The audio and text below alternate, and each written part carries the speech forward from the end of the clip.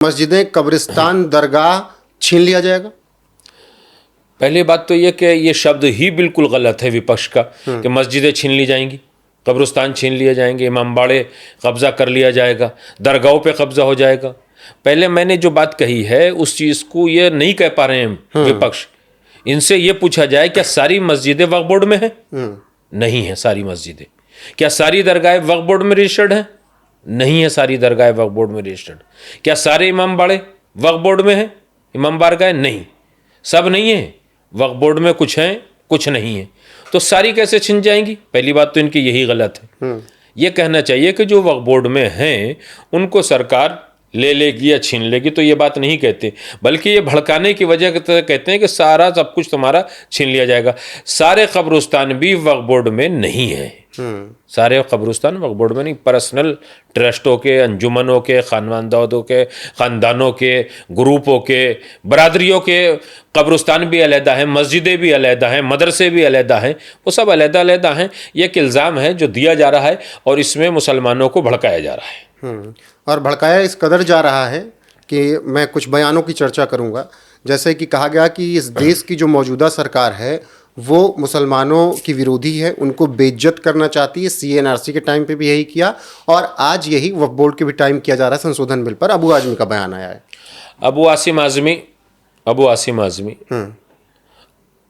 UP के आजमगढ़ से आज़मी लिखते हैं, बम्बई में रहते हैं।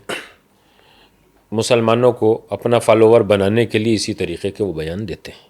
तो फिर AIMIM के ओवैसी साहब तो बहुत बड़े नेता हैं, मुसलमानों को कहते हैं। इनकी दुकानों के ऊपर जो लेबल लगा हुआ है वो नाम बदल के दुकानों में माल एक ही है, चाहे वो अवैसी हो, चाहे वो आसिम आज़मी हो, चाहे वो इमरान मसूद हो, चाहे वो मुहिबुल्लाह नदवी हो, चाहे वो बर्क साहब के पोते हों। ये जितने भी लीडर हैं मुसलमानों की राजनीति करने के बाद मुसलमानों को अपना साथ लेके ये साबित करना चाहते हैं कि हम लीडर हैं।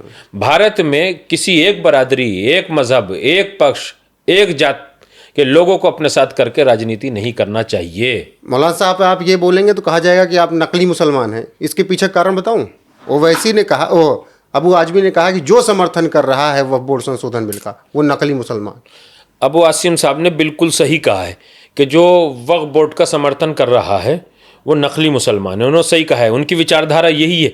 इस विचारधारा से साबित होता है कि जो वक्फ बिल को लाने के लिए मुसलमानों के विकास का काम है उसका विरोध कर रहे हैं, या तो वो मुसलमान जो विरोध कर रहे हैं, या तो वो मुसलमान औरंगज़ेब के टुकड़ों पे पले हैं उनके बाप दादा, या वो महमूद गजनवी के, जो महमूद गजनवी ने सोमनाथ की मंदिर और हिंदुस्तान को लूटा है उसमें से कुछ हिस्सा इन्हें भी मिल गया है जिसका ये बोल रहे हैं।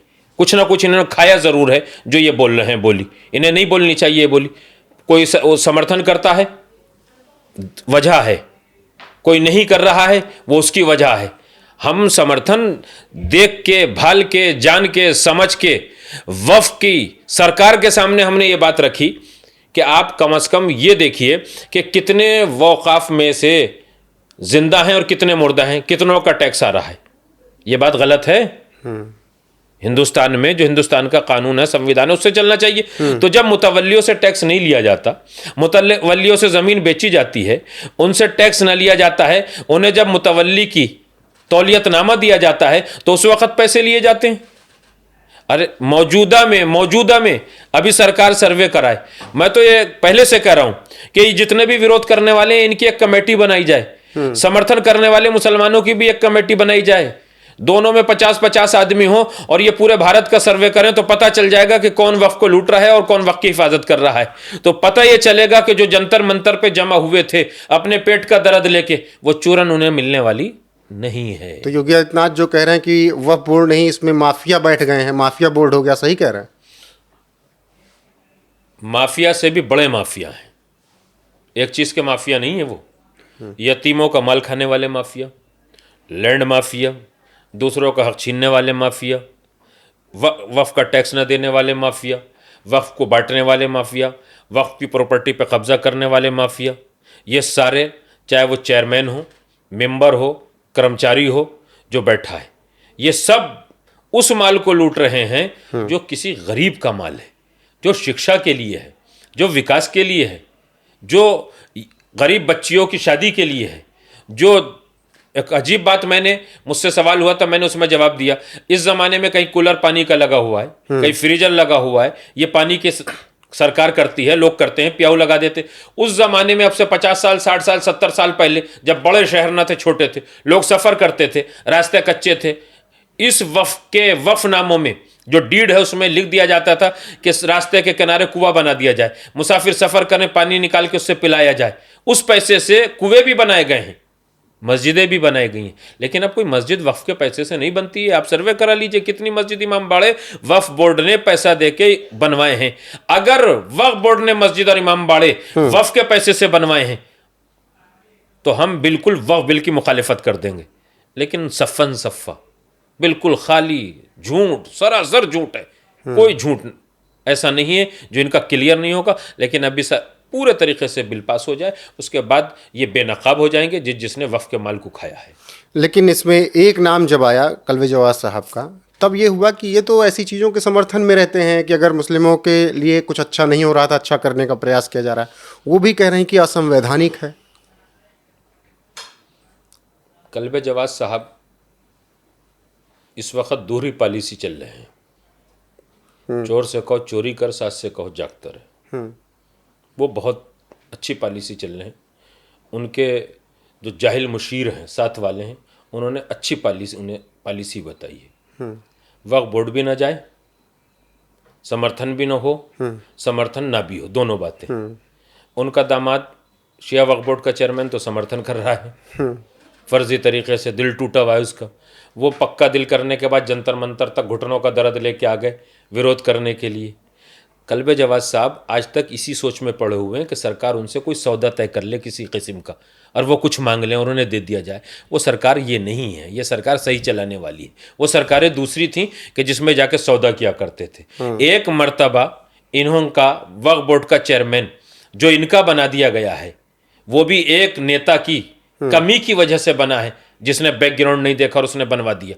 वो गलती हुई है जिससे बीजेपी का मुसलमान, संघ का मुसलमान बहुत सख्त तरीके से इनसे नाराज है। और अब बीजेपी पार्टी को भी, सरकार को, यूपी हो या सेंटर की, सब पता चल गया ये एक इनका गोरख धंधा है कि इधर भी रहो और उधर भी रहो, ये भी बचे और वो भी बचे, वो आया तो उसके साथ और ये आया तो उसके साथ। ये राजनीति नहीं चलेगी। सब चौकस है उनसे, अच्छे तरीके से वो विरोध कर रहे थे। उनके दो मकसद थे, या तो सरकार हमसे बात कर ले, तो सरकार क्यों बात करेगी?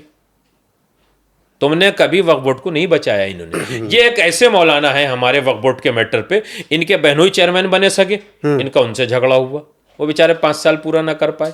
ये फिर उसके, जिसे आज त्यागी कहा जाता है, उसके साथ आ गए। उसके साथ इन्होंने कितने टूर, कितने सफ़र किए। नैनीताल से लेकर मसूरी तक ठंडी हवाओं की लहरों में घूमने के लिए जाया करते थे, उससे भी इनका झगड़ा हो गया। अब इनसे वक्फ बिल आ गया तो इनका अपने दामाद से झगड़ा हो गया। फर्जी झगड़ा है, सब मिले हुए हैं। ये कभी भी हिंदू मुसलमान की एकता की तो बात करेंगे न, यतीमों की बात करते हैं, न बेवाओं की बात करते हैं, न मिस्किनों की बात करते हैं, न गरीबों की बात करते हैं।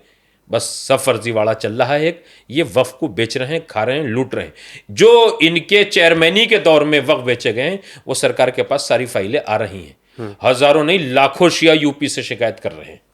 अच्छा, आप कह रहे हैं कल्बे जवाद साहब चाह रहे हैं कि कोई डील हो जाए सरकार से, लेकिन जब मौलाना कौकब मुज्तबा साहब तारीफ़ कर रहे हैं सरकार की, तब फिर ये भी तो पूछा जाएगा ना, वो तो कुछ नहीं चाह रहे हैं सरकार से, इसीलिए इतनी तारीफ़ कर रहे हैं।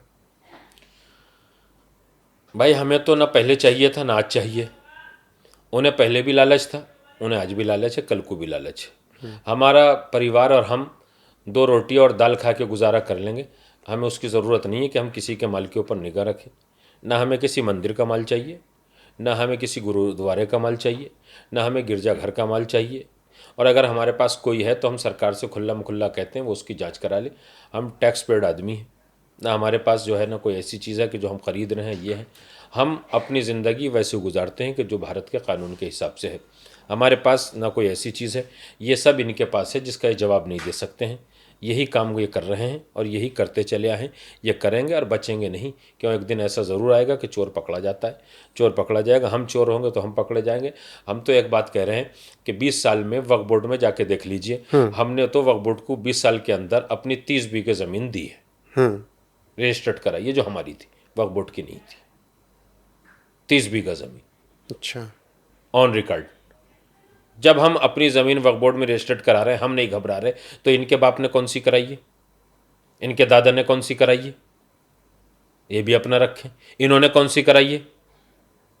ये दूसरों की प्रॉपर्टियों के ऊपर कब्जा कर रहे हैं, इनका नहीं है।